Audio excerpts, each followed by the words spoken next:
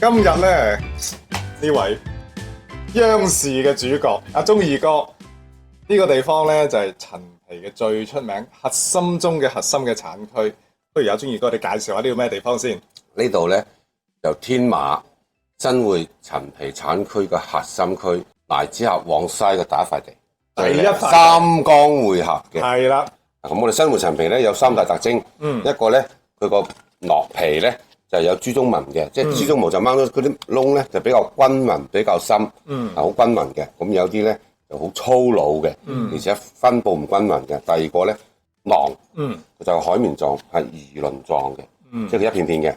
咁有好多咧係成劈嘢滑嘅實嘅，或者裂開一塊塊嘅，嗰個就唔係。仲有一個咧，如果裂開一塊塊嗰啲係咪同佢即係曬嗰個技術差啲有關係產區個皮產區嘅問題？咁第三大係咩咧？咁第三大咧就我哋有一個，因為我哋呢個係一個颱風口度，颱風都必經嘅地方，所以咧有一個颱風巴。咁一般我哋都會有好多嘅嚇，即係基本都會有。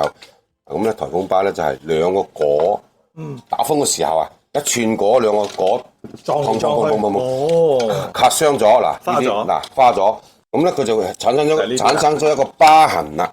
喂，咁呢啲釘咧，我正話聽阿師傅講咧，都好講究嘅喎，真係樹上切出嚟啊，唔係嗰啲落地果先有呢啲釘。係啊，如果係，所以咧仲有一個咧就係喺佢個果健唔健康，係咪樹上摘落嚟嘅，就喺呢個釘啦。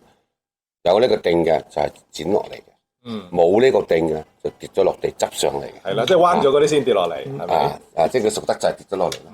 係有啲就颱風打咗落嚟啦。係咁變咗咧，佢嗰啲有啲係咗跌嘅，佢就冇咗呢個釘嘅。即係收摘果嘅時候咧，係全部都有呢個釘嘅。